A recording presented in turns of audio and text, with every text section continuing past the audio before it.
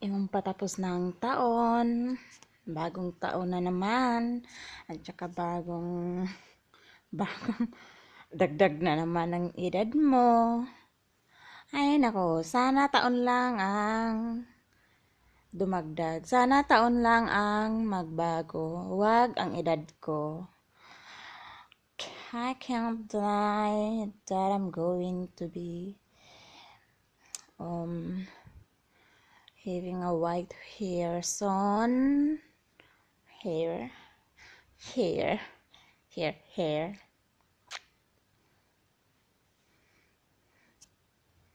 Laki ng mukha ko. Diyos ko. Oh my gosh. Oh my gosh. I'm not going to have a short hair again. Because when I do, I have a very, very big face. Hello guys. I'm 36 years old. Oh, sandali lang kasi yung tubig ko na pinapainit para sa kape ko. Done. I'm 36 years old. I came from Philippines, but I'm living here in Japan for almost 2 years. I'm separated due to a third party. But I don't have kids. Ako po ay 36 years old, taga Pilipinas. But nandito po ako sa Japan ngayon. Almost 2 years na. But before Japan, I've been in Dubai, Singapore, Hong Kong, Malaysia.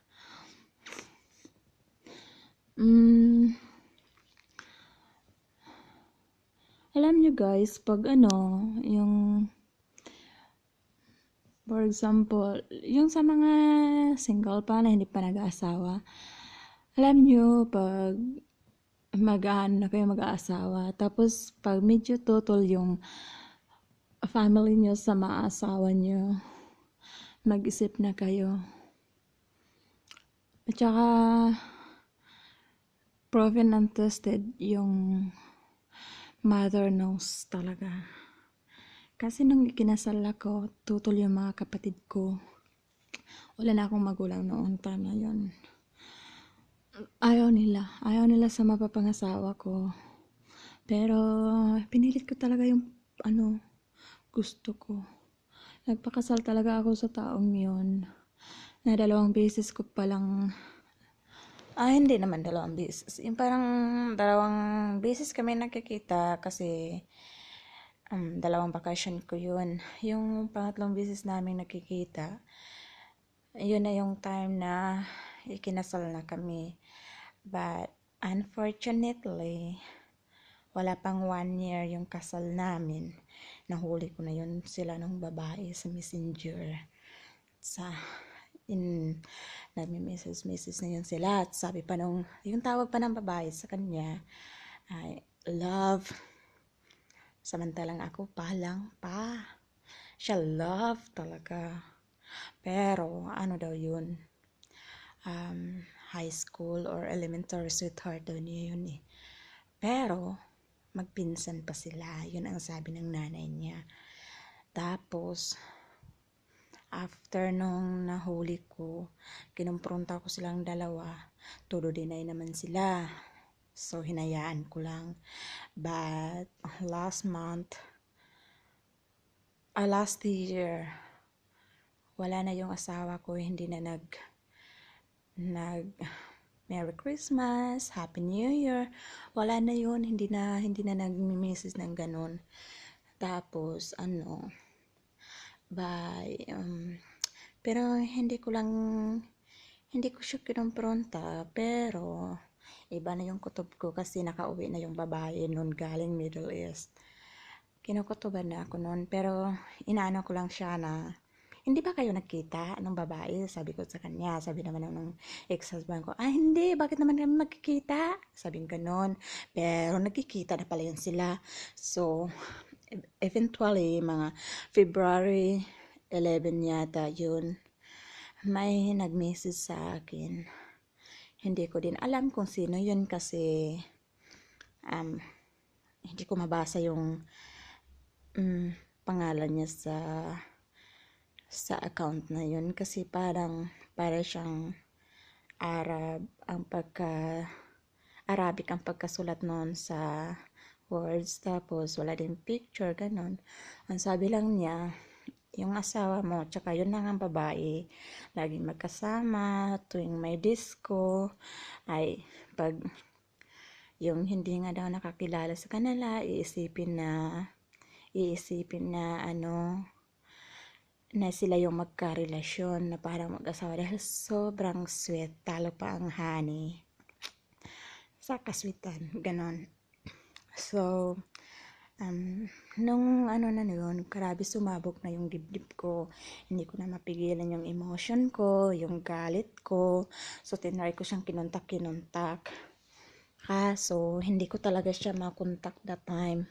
So, yung manugang ng ninong namin sa kasal, ay inutusan ko na kung pwede, i-message yung ex-husband ko, patawagan sa akin. Bibigyan ko siya ng after Sunday that time, para makausap ako. Baka pwede pang isalba. Pero, never niya yung ginawa kasi lumayas, umalis siya doon sa lugar namin. Tapos, nakita ko din sa Facebook nung babae na that day also, umalis siya. So, yung mind ko, parang baka nagkasama sila kasi grabe naman yung coincidence na yun na pareho silang araw na umalis, di pa. Tapos nung umalis siya, yung daan namin para magkakontak is yung malugang ng ninong namin sa kasal. Yun yung Tapos, nung mga ilang days na, ayun, niya, parang nagkaroon na siya ng phone. Mayroon na siyang bagong account. Kaso, binlock nila ako ng babae. Pero sabi niya, hindi daw babae ang naghawak ng account na yun. Pero, hindi yung babae. Kasi alam ko yung ex-husband ko, hindi yun marunong gumawa ng account. Hindi ko naman sinasabi na pero talagang hindi yun siya masyadong sa mga gadgets. So, alam ko hindi talaga siya yun. Tapos, nung time na na kami, grabe yung mga messages ko sa kanya, ang haba-haba. Hanggang ngayon, nandito pa yun. Hindi ko yung mga binura. Yung mga messages na yun. Pero todo tanggi siya. Tapos, yung hinabol-habol ko talaga siya that time. Kasi gusto kong isalba yung namin, relasyon namin. Kasi sayang, bago lang kami, nagsisimula lang. Wala pa kaming 2 years na kami that time mula kinasal.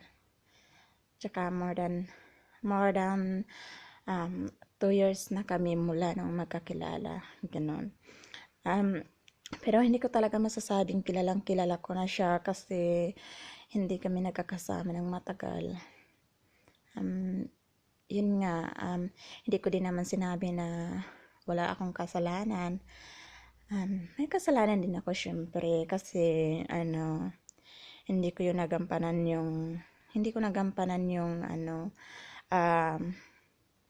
pagiging wife kasi dahil nga bumalik ako sa abroad. Pero yung pagbalik ko naman sa abroad, pinag-usapan namin. Tsaka hindi ko naman yun ipipilit yung pagbalik sa abroad kung hindi yun para sa kinabukasan namin. Tinanggap ko din yung anak niya. Yung anak niya parang inaano ko din na sarili kong anak yun. Kasi nga makibata ako, tsaka wala kaming anak. After 1 month, bumalik siya sa lugar na namin kasi pinaanin niya yung palay. Pero yung palay, ako pa rin yung gumastos noon. Tsaka yung palayan na yun, Sa pagkadalaga ko yun, hindi pa kami kasal. Pero ang sabi niya, hindi ko na daw yun makukuha kasi pina-DNR na daw niya. Sa DNR daw, pangalan niya, tsaka um, kahit magpa-12 pa daw ako, hindi ko na daw din yun mababawi. Yun ang sabi niya. Tapos nang bumalik siya, sinabihan ko siya na makipagbalikan ako sa'yo, pero kasi umamin na siya that time eh, na may nangyari sila doon sa may nangyari na sa kanila nung babae, ganun ganyan. At saka babae yung alam ng babae yung account niya, siya yung bagong account niya. Tapos yun na yun na ano um, sabi ko sa kanya, okay, makipagbalikan ako sa'yo, pero gusto ko na magbahay ka na walang tulong galing sa akin. Yung magbahay siya na sarili niya, kasi bumili na ako ng lote noon. May sarili na lote. So, bahay na lang talagang kulang. Tapos yung babuyan, sabi ko, ibalik mo yung babuyan, although yung inahin ng baboy, galing yun sa mama niya, binigay yun nung after ng kasal namin. Pero ako din yung nagpapakain. Tapos dumami na yun. So, malaki na din ang gastos ko sa pagkain nun. Pero sa isang iglap na wala kasi bininta niya lahat yun. Marami yun, kung tutuusin, 60 na yun. Bininta niya na. Actually, wala talaga akong natikman kahit piso sa mga investment na yun. Tsaka nung sa baboyan, gusto ko ibalik niya na walang galing na tulong sa akin. Yung itikan naman, yung itikan, ang dami. Kasi nakailang itikan kami, binigyan ko talaga siya. Sabi ko, ibalik niya. Tsaka yung sa tilapyahan, sabi ko, ibalik din niya. Tapos yung sa palayan, gusto ko magtatanim din siya ng palay na walang tulong galing sa akin para naman ibalik niya yung lahat yung nawala. Kaso, ang sabi niya, ang dami ko daw arte, kung makipagbalikan daw ako, di wag nang mag-arte.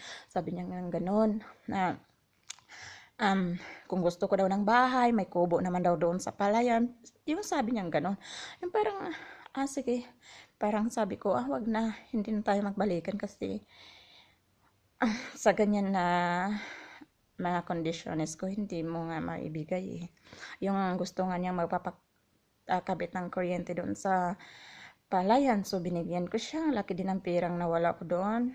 Siguro more or less nasa 50,000 din, pero walang kuryente na nakakabit hanggang ngayon.